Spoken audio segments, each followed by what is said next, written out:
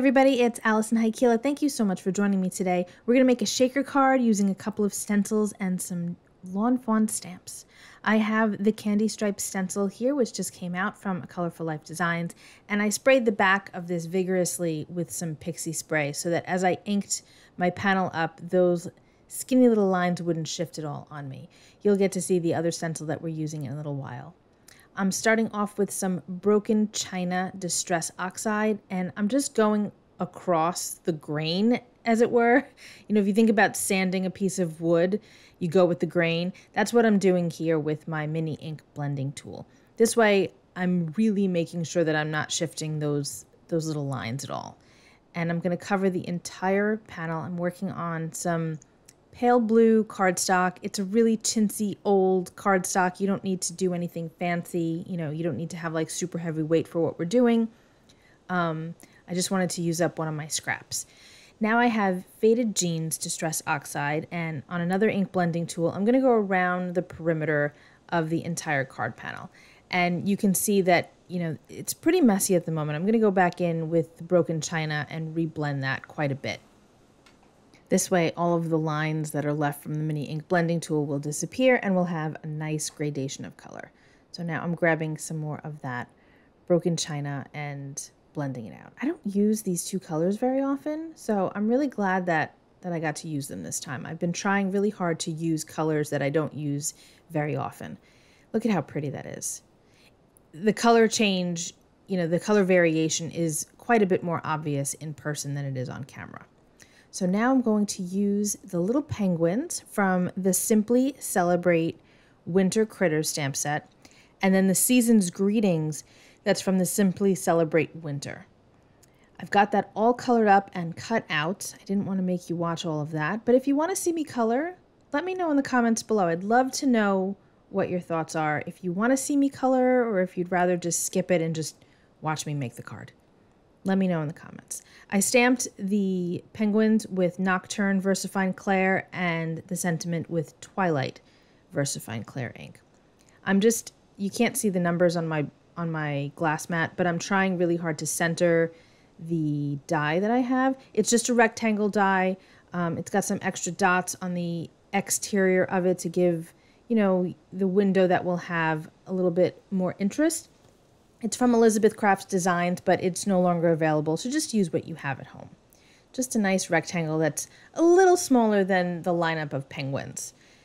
So you can see that that's all cut out. And now what I'm going to do is take some navy blue cardstock. I love this color. It's so rich and pretty. This is a lightweight cardstock. I think it's 65 pounds. It's from Michael's.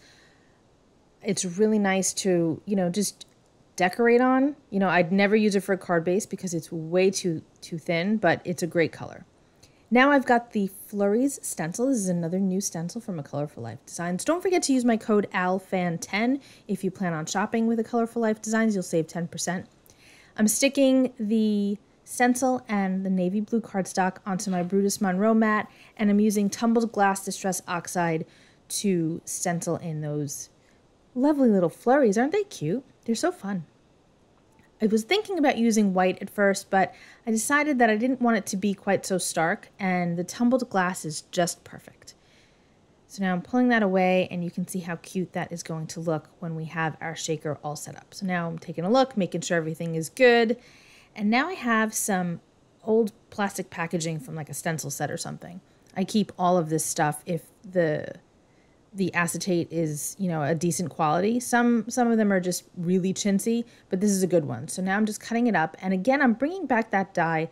I use that die a lot, or any die that I'm working with when I'm making a shaker card, because it's a really good reference for what I need to back my shaker window or make my acetate sized. So keep those out when you're working, you know, after you've cut your window, just so that you can kind of figure out how big to make those extra pieces that you need.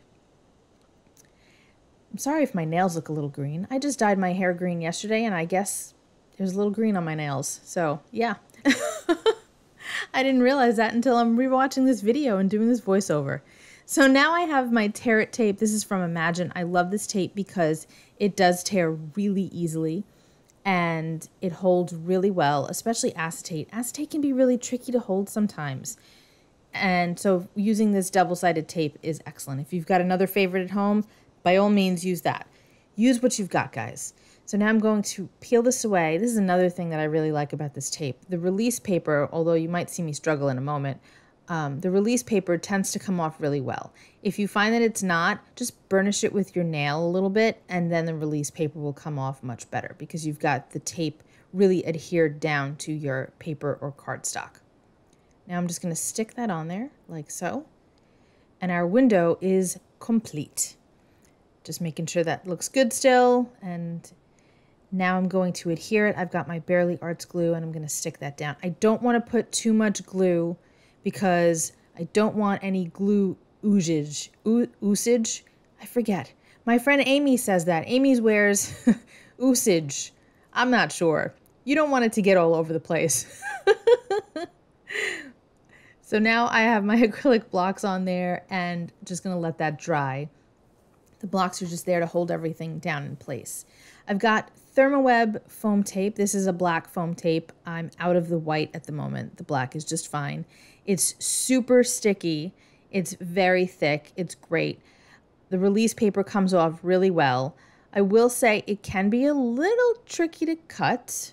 You'll see in a moment I'm going to be cutting a piece in half to fit along the top of the card panel there. And it's a little tricky. However, the scissors I'm using, you can see how scratched up they are. They have a Teflon coating on them, or they did when I first got them. They're so old. I think they're older than my son, and he's 16. The coating is coming off at this point. So I probably should get a new pair and use those instead, but I got the job done. It'll be okay. So here I'm going to try to cut, and it's a little tricky. I like to cut part of the way and then tear away some of it and cut a little bit more, remove it from the scissors, because if you just try to cut all the way through, it just tends to not work. And then I was like, forget this, and I just tore it. But I promise you that this foam tape is really great. It's one of my favorites.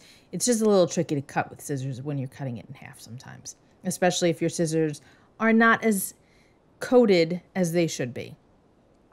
I'm going to pull up the release paper. You can pull up the release paper first or add your shaker bits first, whatever you prefer, but this time I pulled up the paper first.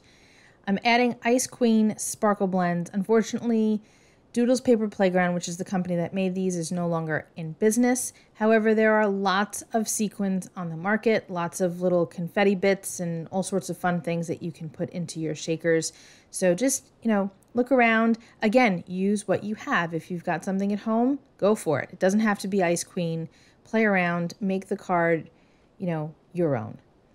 I'm fixing that little piece up there because it kind of popped off. And then I realized this foam tape is really sticky, and I forgot to put a little bit of my anti-static powder. So now I'm trying to just get all of my bits in the middle. And truthfully, I shouldn't be using this powder bag. I should get one of those brushes, but I don't have that yet. So we're going to just go with it, and it works out to be just fine. I'm adding that stenciled panel that we have with the flurry stencil. Look how cute that is, you guys. It's adorable. You'll get a better look of it at it in a moment. Peeling off that release paper, you could see how nicely that comes up, right? And then I'm going to add some more Barely Arts glue to the stenciled panel, just so that we've got some good adhesion there. And I'm keeping my card base white, you guys. Keeping it white this time. I know it's a shocker, but in this case, I think it really works. How cute is that? That's adorable. I love it. And I decided to not even add any extra embellishments. I thought it was good enough, just kind of as is. That's it for me today, you guys. I hope you enjoyed this card. Again, let me know in the comments if you want to watch me color. I'd really love to know your thoughts on that, or whatever else you'd like to see me do. Be well, stay safe, peace out.